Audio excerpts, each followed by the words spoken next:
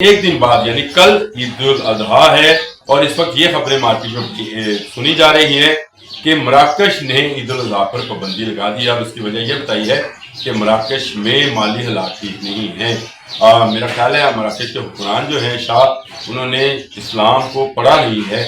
आप भी समझ जाएं, ईद उल अजहा एक ऐसा मजहबी फरीज़ा है, या इसको सुन्नत इब्राहिमी कह लें या सुन्नत नबी सल्लल्लाहु अलैहि वसल्लम कह लें, जिससे आपकी इकॉनमी मजबूत होती है। आपकी इकॉनमी में सबसे कमज़ोर तबका अगर आप पूरा जायज़ा लें तो ना आपके ताजर हैं, ना आपके तनख्वाहदार हैं, वो छोटे जिम्मेदार हैं जिनका गुजर बसर जो है मवेशियों के पालने पर होता है।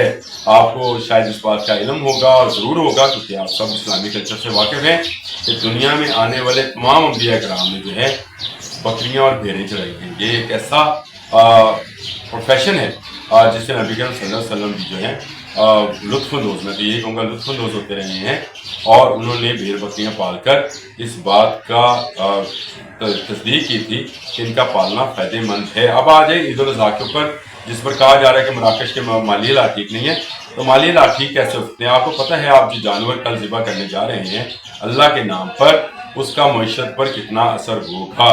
जी हाँ, ये अरबों डॉलर की इकॉनमी है जो पाकिस्तान में जनरेट हो रही है। एक जेब से निकलकर गरीबों की जेब तक पैसा जा रहा है। सिर्फ उन गरीब किसानों के नहीं जो सारा साल भेड़ें, बकरियां और गाय, बछड़े, बैल पालते हैं, बल्कि उन लोगों तक भी जो इसके चमड़े का काम करेंगे, उस प्रोटीन का जो कि गरीबों तक पहुंचेगा, जो आम हालात में बकरे, गाय, बैल का गोश्त खरीदने के काबिल नहीं होते। इन दिनों में चले आप उसको मैं ये समझता हूँ कि तीसरे दर्जे का गोश्त भी दे दें। चले हम तो ये नहीं करते, लेकिन कुछ लोग ये कहते हैं कि ये बाहर दे दो, ये गोश्त हमारे खाने वाला नहीं है। अगर आप वो भी दे दें तो है तो वो भी प्रोटीन। और इन दिनों में आप देखेंगे कि जो हमारा निचला पिसा हुआ तबका है वो भी कुर्बानी के गोश्त से लुत्फ़अंदोज़ हो रहा है, चाहे वो उसको मांग कर हो या हम उसको तोहफ़तन दे दें। तो एक अच्छी रवायत है गोश्त एक दूसरे के घर में देना, उससे आपके तल्लुकात गहरे होते हैं, आप अपने साहिब से मिलते हैं, मुलाकात होती है, ईदैन पढ़ते हैं। तो मेरी समझ से बाहर है कि मराकश में ऐसा क्यों किया गया, जब वहाँ अगर वाकई ही मुआशी तौर पर वो मुल्क कमज़ोर है और वहाँ पर जानवरों की कमी है। अगर मराकश के जो शाह हैं वो कुर्बानी पे पाबंदी ना लगाएं और कुर्बानी होने दें, तो मैं वसूख से ये बात कहता हूँ कि इस सुन्नत इब्राहिमी की अदायगी के बायस उनके मुल्क में खुशहाली लौट आएगी। वो जो बरसात उनसे रुकी हुई है अल्लाह की रहमत की, वो दोबारा से बरसना शुरू हो जाएगी। और याद रखिए, ईद उल अज़हा के दिन एक हदीस के मफ़हूम के मुताबिक अल्लाह ताला को जानवर के खून बहाने से ज़्यादा कोई अमल पसंदीदा नहीं है। और इस पर पाबंदी लगाना जो है वो बैन ऐसे ही है कि आप अल्लाह से नाराज़गी मोल ले रहे हैं।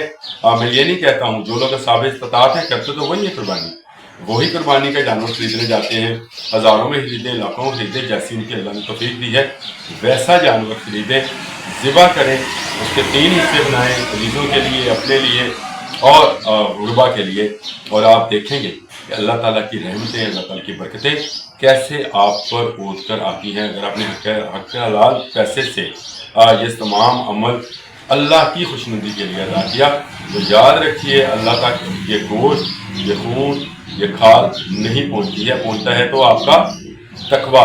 और इस पर मैं समझता हूँ कि मराकश के शाह को बहैसियत मजमूई तमाम आलम इस्लाम को समझाना चाहिए कि इस सुन्नत को ख़त्म करने से उसके मुल्क में खुशहाली नहीं आएगी, इस सुन्नत के जारी करने से उसके मुल्क में खुशहाली आएगी। बहुत सारे लोग ये सवाल करते रहते हैं और पूछते रहते हैं कि इकॉनमी का ये है, इकॉनमी का वो है।